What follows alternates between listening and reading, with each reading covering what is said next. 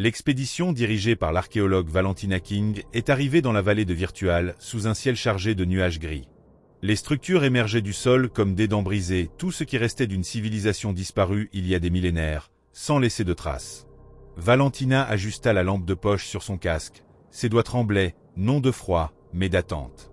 À ses côtés, Hector, un linguiste spécialisé dans les écritures anciennes, se grattait la barbe ébouriffée en examinant les sillons sur les murs.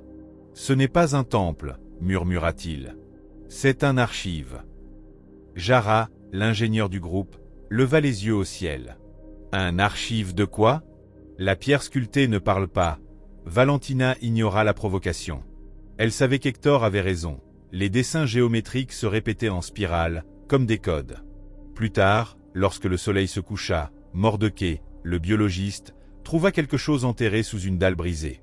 Un objet de métal noir, froid au toucher, avec des marques qui semblaient vibrer sous la lumière artificielle. « Ce n'est pas humain, » dit-il, sa voix plus grave qu'elle ne le voulait.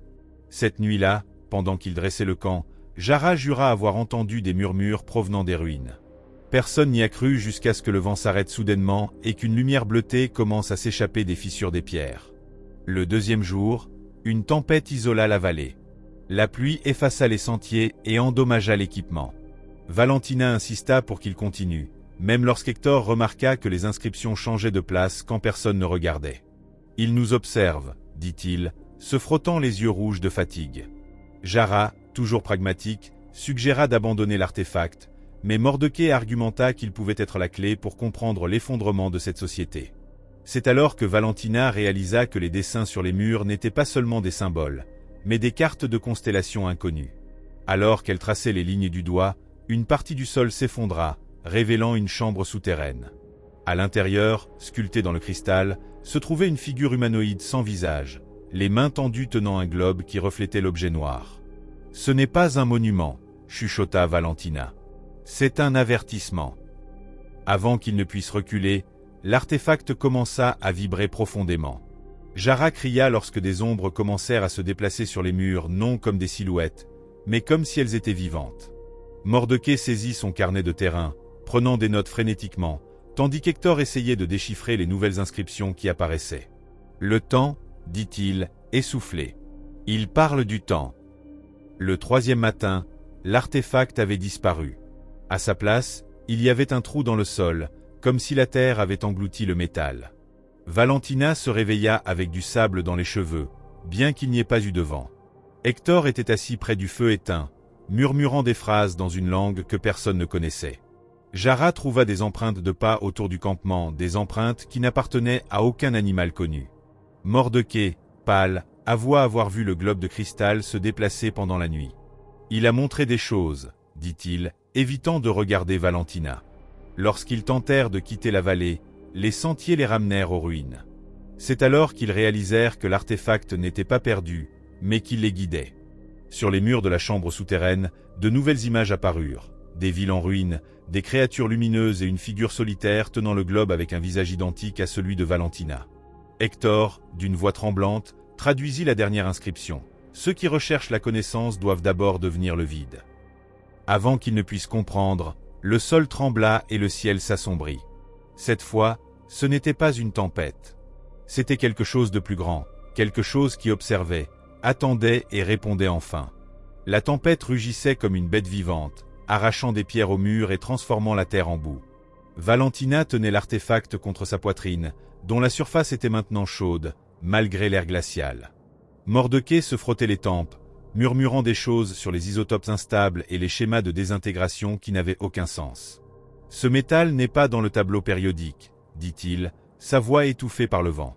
Hector, trempé et tremblant, pointa une fissure dans le mur de la chambre souterraine. Les marques s'étaient réorganisées, formant une spirale qui semblait tourner, même lorsqu'on la regardait fixement. « Ce n'est pas un avertissement, » corrigea Valentina. « C'est une invitation. » Jara, occupé à essayer de réparer la radio endommagée, marmonna quelque chose sur les hallucinations collectives. C'est alors que l'artefact émit un clic audible et que le globe de cristal dans la chambre s'illumina, projetant des hologrammes de créatures élancées aux membres allongés et aux yeux comme des trous noirs.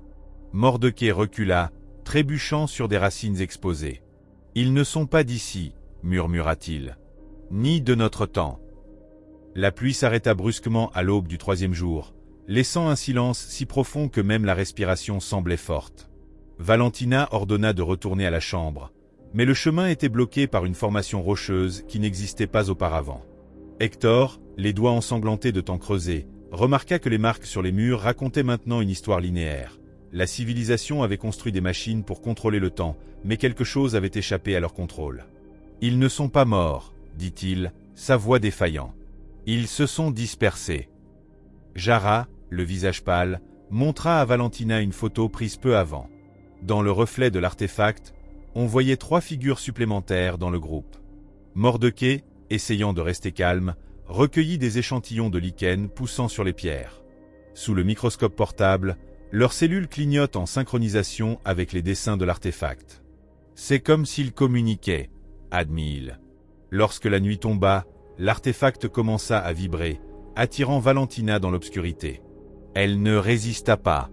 Au cœur des ruines, où l'air sentait l'ozone et la pierre brûlée, Valentina trouva une flaque de liquide argenté. Sa surface reflétait non pas la vallée, mais une ville en mouvement avec des tours qui se tordaient comme des racines. L'artefact glissa de ses mains et s'enfonça dans le liquide, créant des ondulations qui se transformèrent en visages. Hector et Jara la rejoignirent essoufflés, mais Mordecai resta en arrière, hypnotisé par une lumière qu'il seul pouvait voir. « Vous devez voir ça !» cria-t-il, sa voix résonnant de nulle part. Lorsque Valentina s'approcha de la flaque, l'une des figures réfléchit tendit la main, sa bouche formant des mots dans une langue qu'elle comprit, d'une manière ou d'une autre. La clé ne sert pas à ouvrir, mais à fermer. Jara saisit son bras, mais il était trop tard. Le sol disparut, et ils tombèrent dans une obscurité qui n'était pas vide, mais pleine de murmures et de souvenirs qui ne leur appartenaient pas. L'obscurité n'était pas vide. C'était un océan de voix, chacune racontant une histoire différente de ce qui s'était passé là. Valentina vit des villes flottantes s'effondrer au ralenti, des créatures de lumière se transformer en ombre et une guerre silencieuse menée entre des machines pensantes et des humains qui ne comprenaient plus rien.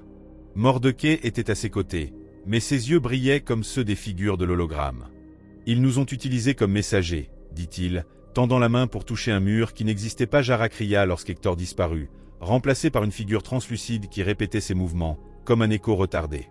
L'artefact noir flottait au-dessus de la piscine argentée, maintenant plus grand.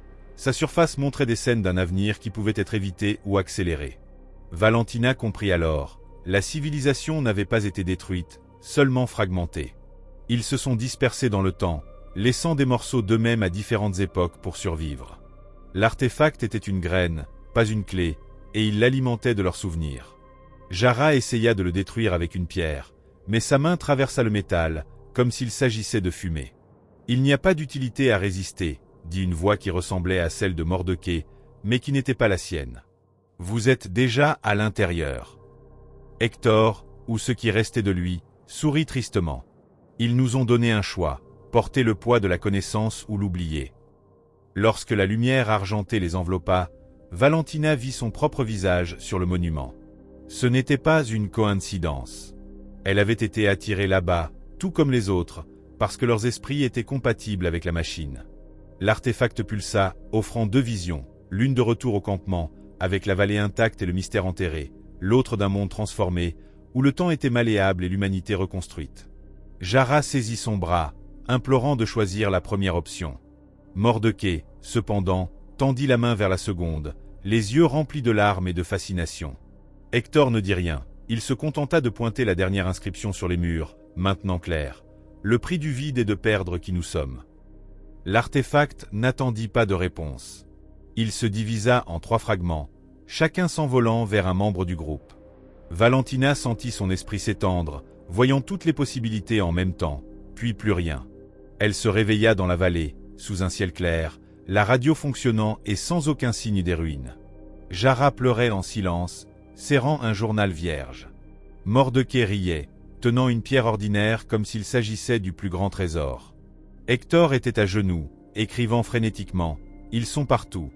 Nous sommes eux. » Valentina toucha son propre cou, où une cicatrice fraîche formait le motif des inscriptions. Elle savait que quelque chose avait changé, mais pas quoi. Et dans le silence qui suivit, elle ne sut pas si elles avaient sauvé le monde ou simplement retardé sa fin.